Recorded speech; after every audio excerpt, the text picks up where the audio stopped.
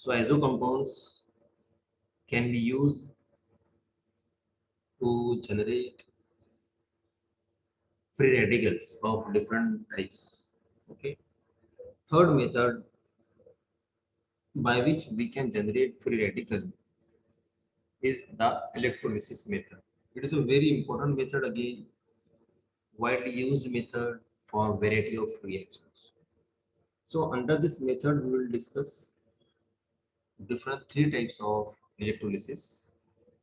First of them is anodic oxidation of carboxylic acid salt. What is anodic oxidation? We know in any electrolytic cell, when you talk about electrolysis means the chamber or reaction vessel in which we perform such reactions are called as electrolytic cell. In our chemical laboratory, we perform reactions by using round bottom flasks, and sometimes we use hard glass tubes, sometimes we use conical flasks, sometimes we use glass beakers. So based on the situation or and the nature of the chemical reaction, we keep changing our instruments, we keep changing our requirements, accessories. Similarly, when we talk about the electrolysis method, so the thing or the apparatus we use for this is called as electrolytic cell. When we talk about electrolytic cell, so let us discuss its making or its assemblies. Remember, the electrolytic cell is consist of only three parts. The number one part is what? A container. It is called as a beaker also. Container is okay. First one is container. The second important part of any electrolytic cell is rods or electrodes. There are two types of electrodes, anode and cathode, right? So second part is, the first part is container. In container, you must add two electrodes, the rod of the metal or the anode and cathode. And the third is what? You must contain some solution in that container. That's all. This is and at the last point, you connect the two electrode, anode and cathode to the battery. This will give you the complete electrolytic cell. When you discuss about the mechanism of electrolytic cell, we know left side we write anode, right side we write cathode. At anode, oxidation takes place. At cathode, reduction takes place. Okay, we know that. So remember, what is the definition of oxidation? Removal of electron is called as oxidation. Addition of electron is called as reduction. Remember, when anode shows oxidation, so cathode definitely will show the reduction. So let us go for the first reaction. We have taken carboxylic acid salts for of this particular general example RCO minus. Means there was a hydrogen, we have removed hydrogen, so that bond become negative charge. What is the meaning of these two dot? These two timber means dot means lone pairs of electrons. This negative charge means it contains two electrons. Fine.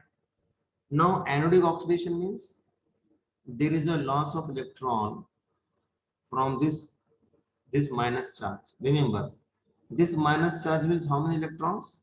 This minus charge means two electrons. Okay. So one electron loss takes place. So we can write minus electron. So you can write like this also. No problem. Minus electron. So out of two, only one remain there. Now next point is what? This bond, this bond undergo homolysis.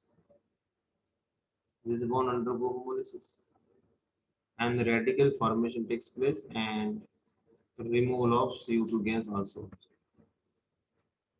So this is what the example of anodic oxidation, in which actually this method is used for the generation of alkanes. So if you take these two molecules, this two R will form, this R combined with R, this R combined with R and form higher alkane. It form higher alkane, right? So this method is generally used for the preparation of alkanes, higher alkanes. Okay. Another method is formed is the anodic oxidation of Grignard reagent. And we are very much familiar with the Grignard reagent, which can be shown as RMGX. See, again, similar like this anionic oxidation means there is a removal of electron, but from where? Where we can remove electrons. So this RMGX can be written as R carry negative charge and MgX. This Mg is carry positive charge and X this negative charge and one more positive charge. So generally we do not write this negative charge and positive charge for this MgX, so we can remove that two charges. Okay. Yes. So this positive and negative. This negative means how many electrons? This negative means two electrons. When anodic oxidation takes place, out of those these two electrons, one electron will be out. So this R carry only a single electron, and this is nothing but the radical, or we can say it is nothing but the free radical, right? It's a free radical. Okay. Another reaction is what? Cathodic reaction. These two reactions we have seen so far were based on the anodic oxidation.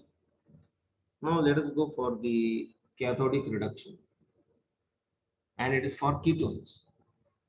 So this ketones is a very important method for the preparation of pinecol. Pinecol is a very important species, a very important precursor of pinecol, pinecolon rearrangement reaction.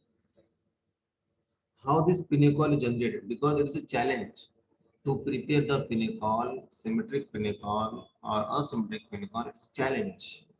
So this is found to be a very versatile method for the synthesis of pinecol from ketones using this electrolysis technique. In this electrolysis technique, the cathodic reduction occur means this carbon oxygen double bond is a polar in nature. We know this carbon oxygen double bond is a polar in nature. So I can read like this carbon, this double bond, oxygen, this carry two lone pairs. There are two bonds, and this may undergo into resonance like this. See, this bond shifts slightly towards this, and that will form like this electropositive carbon. This negative charge here, and there is a positive charge at this carbon, and two neutrons will be removed. This negative charge is because of this pi bond. Now this positive charge carbon again converted to this back to this, we can say like this, and it continues. Its interconversion continues. When you perform the reduction of such ketones, this added electron migrate to this carbon and that acquire the radical form. We can see this carbon positive charge displaced by this presence of this electron, this radical. This an ionic radical. What can you can see this? What is the name? Anionic radical. If it is a positive charge, cationic radical, that is an anionic radical. This anionic radical undergo dimerization. Two molecules combine and they form dimer like this. So you can imagine how it is. So okay, dimer formation takes place. This dimer, when you subject it for treatment with water, it takes H plus ion or slightly acidic medium, take H plus ion and it will form very important compound called pinene. So many types of ketones can be used. So if you imagine here, if we are using benzophenone, if we are using benzophenone, can any one of you tell what is the product, final product? If you are using the benzophenone, what is the end product? Don't, if you following these all steps, So which pinnacle will form? What will be the this RR? Yes, in the compound. Anyone? Phenyl, sir, phenyl. Phenyl. That's it. That's it. Phenyl. So we can write OH, this OH, this pH, this pH, this is also pH, this is also pH. So remember, so if you take any ketones and we are subjecting that ketones to this cathodic reduction, it forms pinacol as a final product. Okay. Fine. Another method is from molecular halogenation. We know since long time, 11th standard, we are learning about the halogenation of alkane. So this simple alkane plus iodine, though it is a reversible reaction, but we can take this example as example of substitution reaction. So substitution reaction involving free radical mechanism is a very best example is what alkanes halogenation. So alkane on chlorination, alkane on bromination. So you can take this idea from your books. Many books is having this type of such type of reactions.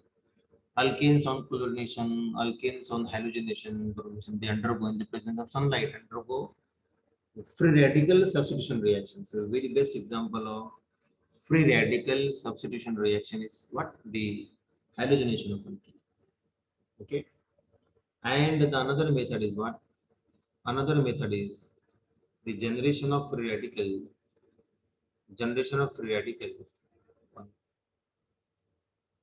from those reagents other than halogen. Okay. You see, so very interesting reagent is what? NBS.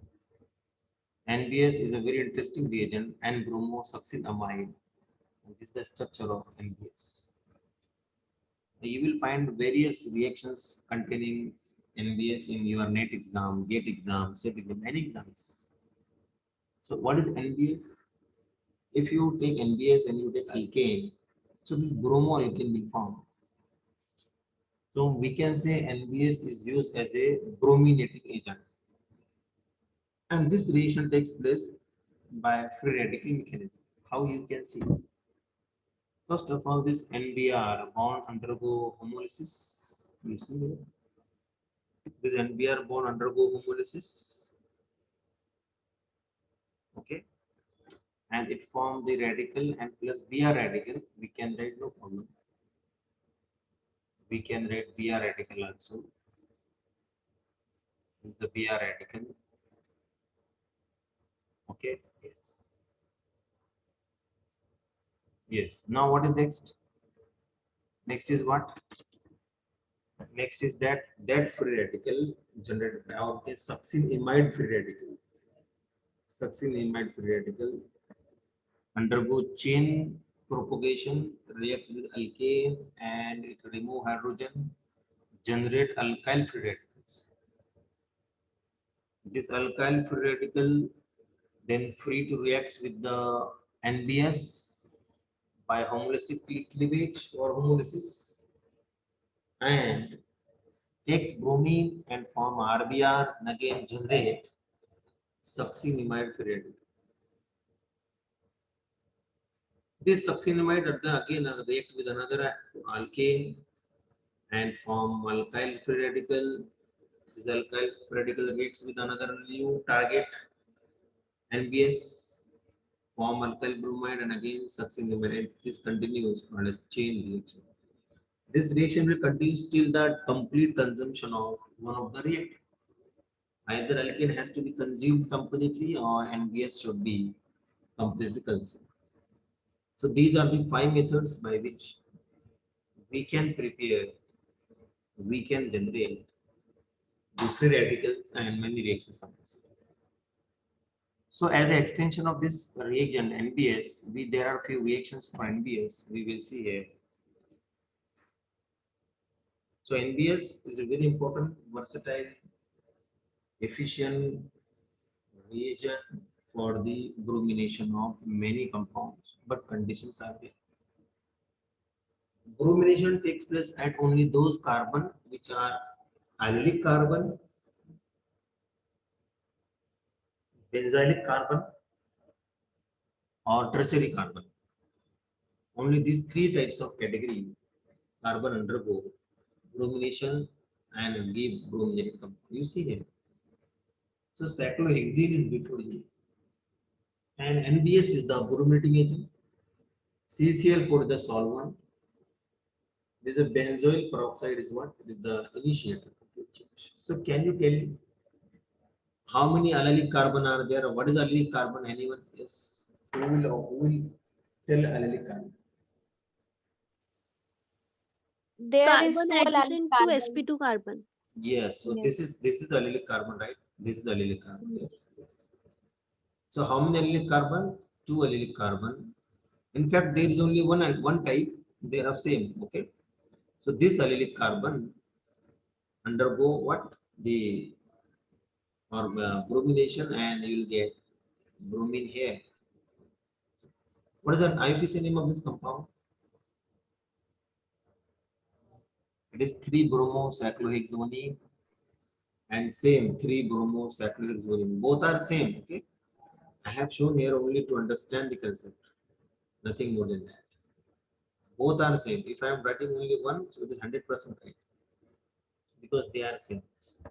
If you go for another reaction, you see, if you react this 3-nitrotoluene, the name is of compound is metanitrotoluene or 3-nitrotoluene, NBS, CCl4, and benzoyl peroxide as a initiator. So anyone where the bromine will attach? CH3 वाला will be CH2Br. Yes. CH3 वाला carbon है ना वो allylic carbon है तो Very फिर good. वहां पे Allylic होगा carbon. CH2Br. This is the benzylic carbon. Okay, benzylic carbon. And yes, you are right. The product will be this one, benzylic. One more reactants. One more. See, this is the reactant before you. This is the reactant before you, and your aim is to tell about the NBS delivery of bromine, where it will deliver, at which part. Yes, no. Sir, number Yes. one carbon from left. Number one. Left carbon. से पहला carbon. Very nice. Is that correct? Yes, Faiza, Bharat, Adil. Yes sir. Yes, that is correct. Fine. Yes. So let us write the product then. So this is the product, and that is correct. So like this, we can explore our ideas to understand the concept of free radical reaction mechanism. See, next topic is about the decomposition of organic hydroperoxide, or we can say free radical reaction in hydroperoxide. ये एक अलग topic है, हम इसको क्या कहते हैं